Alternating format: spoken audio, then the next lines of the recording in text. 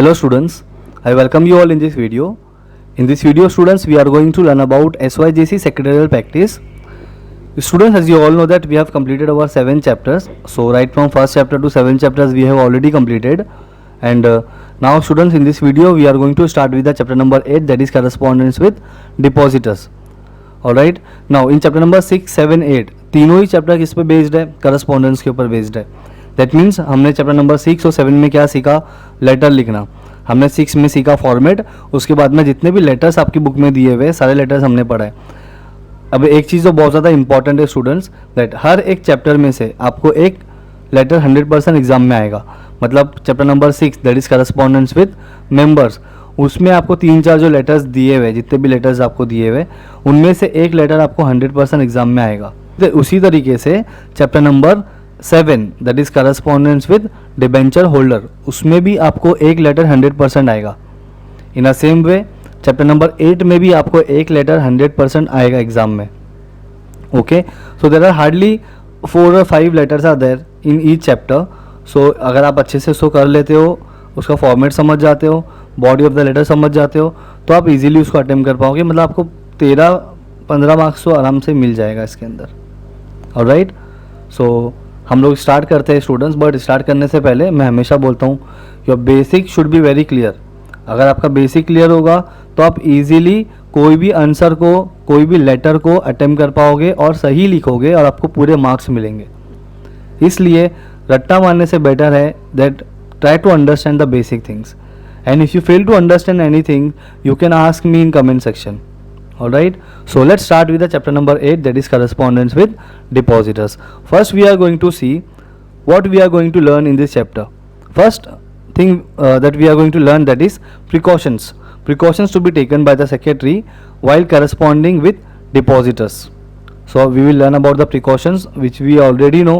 दोनों chapters में हमने पढ़ चुका है previously. Okay, now second we are going to learn circumstances under which a secretary has to enter into correspondence with depositors. So कौन सा ऐसा situation होगा, कौन सा ऐसा situation होगा where a secretary of the company has to correspondence with the depositors. Alright, and third we are going to learn about specimen letters. Now specimen letter means what? Letter जो हम लोगों ने already पढ़ा है. Alright, तो फिर से हम लोग क्या पढ़ने वाले? सेम लेटर पढ़ने वाले हैं. So let's start with the first part of this chapter number 8, that is precautions. Alright, so we will start with the introduction part. But आपकी बुक में जो दिया हुआ है स्टूडेंट्स वो तो हम पढ़ेंगे, बट अपार्ट फ्रॉम दैट आपको बेसिक समझने के लिए it is very important that you should know what is deposit first. Okay, हम लोग अपनी लैंग्वेज में पहले देखते हैं कि क्या होता है, and then we will see कि बुकिश नॉलेज क्या दिया हुआ है. Okay, so basically when you talk about deposits, so deposit is a short term loan which is given by the depositors, that means the investor to the company. Okay, example लेते हैं, I am the company and you are my investors. अब अगर मुझको short term requirement है money का, कम वक्त के लिए, if I required money, so what I can do, I can take money from you. आप मेरी कंपनी में इन्वेस्ट करोगे, डिपॉजिट करोगे अपना पैसा, then you will become the depositors. Okay, the person who invests the money in a company, that person is known as depositor. Alright, depositors are the creditors of the company.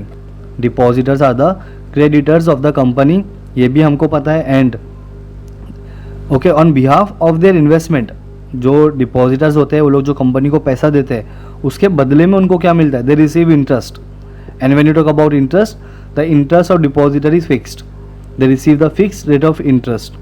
Alright, and if they are the creditors of the company, तो जो company के creditors होते हैं उनको management में participation is not allowed, general meeting में participation is not allowed, and they does not enjoy the voting rights. Okay, तो ये सारी चीज़ें हैं. बट इसके अलावा इंपॉर्टेंट एक और एक चीज़ है that when you talk about deposits, so there is a period involve with the deposits. First, if a company required money, company can take money for a minimum period of 6 month, कम से कम 6 महीना, and maximum period of 36 month. तो minimum 6 month and maximum 36 month. Alright, then अगर as a company मैंने अगर आपसे पैसा लिया है, एग्जांपल मैंने आपको 12 मंथ्स के लिए आपसे पैसा लिया हुआ है, सो जो पैसा आपने मुझको दिया वो principal amount, so that principal amount I have to repay. जैसे 12 मंथ कंप्लीट होने वाला होगा, I have to repay your amount, but along with the principal amount I also have to give interest. जो भी आपका फिक्स रेट ऑफ इंटरेस्ट होगा वो भी मुझे पे करना पड़ेगा। ओके, तो यही सारी चीज़ों को आपकी बुक में दिया हुआ है स्टूडेंट्स। इसके लिए मैं बोलता हूँ कि रट्टा मारने की कोई ज़रूरत नहीं है। You just try to understand the basic things, आपको ऑटोमेटिकली लिखने के लिए आ जाएगा। समझो, समझने के बाद में एक बार पढ़ो, पढ़ने के बाद में राइटिंग प्रैक्टिस करो, आपको ऑटोमेटिकली आंसर किस तरीके से लिखना है, किस सीक्वेंस में जाना है, आपको समझ में आ जाएगा। अभी हम लोग बात नहीं करते ज़्यादा, let's start with the bookish knowledge जो आपकी बुक के अंदर दिया हुआ है। Let's start with the introduction part now. First, deposit is short term sources of finance of the company and it is used in order to satisfy short term working capital needs of the company. So working capital की needs को पूरा करने के लिए company क्या करती है? Company take money from the investor in a form of deposit. Okay, याद क्या रखना है? Short term source of finance है।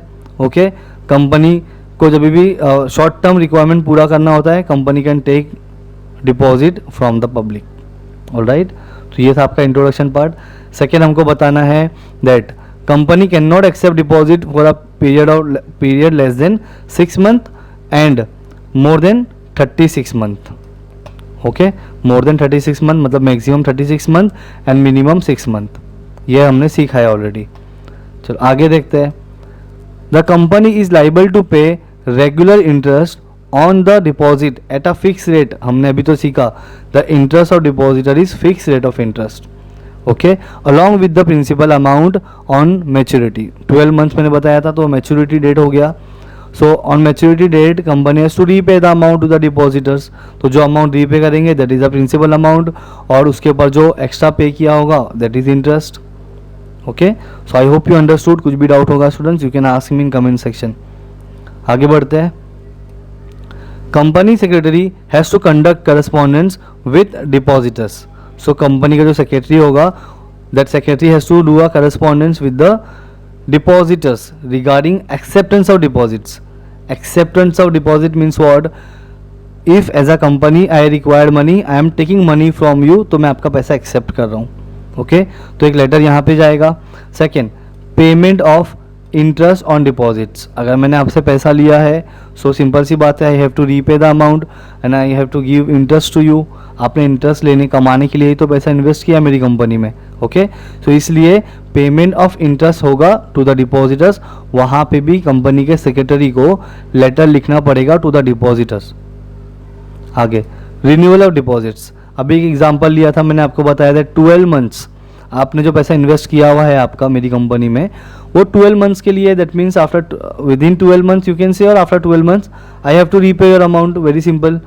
तो जब भी मुझको आपको रीपे करना होगा, सो अगर आपको चाहिए कि टाइम हम लोग बढ़ा लें, 12 मंथ्स का था, हमको चाहिए एक और 1 साल मैं आपसे पैसा लेके रखूँ तुम्हारा, तो वो केस में क्या करूँगा? I will renew your deposits. आपका परमिशन लूंगा। First I will take the permission from you and if you are agree then we will continue with the same procedure. Same चीज़ फिर से कंटिन्यू होगी। फिर आएगा आपका repayment of deposits and so on. अगर आपको रिन्यू नहीं करना है, if you don't want to renewed, तो फिर क्या होगा? फिर रीपेमेंट होगा। I will repay your amount. जितना भी पैसा आपसे मैंने लिया होगा, से एग्जाम्पल मैंने आपसे 1 लाख रुपीज़ लिया था प्रिंसिपल अमाउंट, सो वो पूरा अमाउंट मुझको रीपे करना पड़ेगा आपको along with the interest. Alright, तो ये था आपका एंड सो ऑन। और बहुत सारी सिचुएशंस होती है, बहुत सारे सर्कमस्टेंसेस होते हैं where secretary of the company has to correspondence with the depositors. Alright, very simple. आगे बढ़ते हैं। Secretary conducts such correspondence on behalf of the company. Very simple, हमको तो पता है 11th में भी हमने पढ़ा था secretary are nothing but the employ. तो सेक्रेटरी कुछ भी लिखेगा लेटर के अंदर तो अपनी मर्जी से तो लिखेगा नहीं, उसको किसने बोला होगा? कंपनी ने बोला होगा, कंपनी के बोर्ड ऑफ डायरेक्टर्स ने बोला होगा, तो ही तो वो लेटर लिख रहा है। ओके, तो वही चीज़ है, secretary conduct such correspondence on behalf of the company. Company के बिहाफ में सेक्रेटरी लेटर लिखता है। And also as per the instruction of the board of directors, या फिर बोर्ड ऑफ डायरेक्टर्स को इंस्ट्रक्शन देगा, then only secretary of the company will write the letter. Otherwise वो अपनी मर्जी से कोई लेटर नहीं लिख सकता है, नॉट अलाउड। ओके, चलो आगे बढ़ेंगे। The secretary should be very cautious and careful while correspondence with depositors of the company. So secretary should be very cautious and very careful at the time of writing of the letter to the depositors. Okay, चलो very simple. अब यहाँ से हमारा main answer जो है वो start होगा. Precautions to be taken by the secretary while corresponding with depositors. चलो, द फॉलोइंग प्रिकॉशंस और points to be kept in mind by the secretary while corresponding with depositors. तो कौन कौन से प्रिकॉशंस है हम लोग वो लर्न करेंगे अभी अच्छे से. So as you can see here, यहाँ पे there are total 8 points. Okay, इसका कोड आप देखोगे तो बहुत ही सिंपल है. एम पे एल आई सी, एम पे एल आई सी. ये तो हम लोग ऐसा बोल देंगे मिस्टर एम. एक एम है जो पे कर रहा है एल आई सी, बट यहाँ पे सी जो है वो 2 टाइम है. ओके, ऐसे करके पढ़ोगे तो पॉइंटर्स आपको याद हो जाएगा. और इसके अंदर का जो एक्सप्लेनेशन पार्ट है स्टूडेंट्स, वो कुछ भी नहीं है. आप जस्ट एक बार रीड करोगे, एक बार समझ जाओगे, उसको रीड करोगे तो automatically you can write in your own words. Okay, 100% guarantee आप लिख लोगे आराम से. चलो, let's start with the very first point, that is maximum secrecy. Second point है हमारा प्रॉम्प्ट रिस्पॉन्स. फिर है accuracy, you attitude, legal provisions. 6 है आपका इमेज एंड गुडविल. सी से आएगा कर्टेसी, सी से आएगा कंसाइजनेस. तो ये 8 चीज़ें हैं. अभी इसको हम लोग अच्छे से एक्सप्लेन करेंगे एंड हम लोग इसको देखते हैं कि किस तरीके से ये आपको लिखना है. Alright, so let's start with the main first point, that is legal provisions. So at the time of writing of the letter, the secretary should keep in mind whatever legal matters are there, they should ask the legal person and they should take the advice from that person, and then only secretary can write in the letter whatever information is sharing, then secretary can write. Okay, तो legality बहुत ध्यान से देखना पड़ेगा. why? because this letter is nothing but the proof. ये एक evidence होगा. Okay, तो एविडेंस के अंदर company secretary should not disclose any confidential things, या फिर कोई भी लीगल मैटर को मैनिपुलेट नहीं कर सकते हो.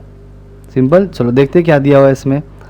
The secretary should ensure that provision relating to invitation. Invitation का प्रोविजन मतलब rules and regulations, acceptance, renewal of और and repayment of deposits are duly complied with by the companies while corresponding with depositors.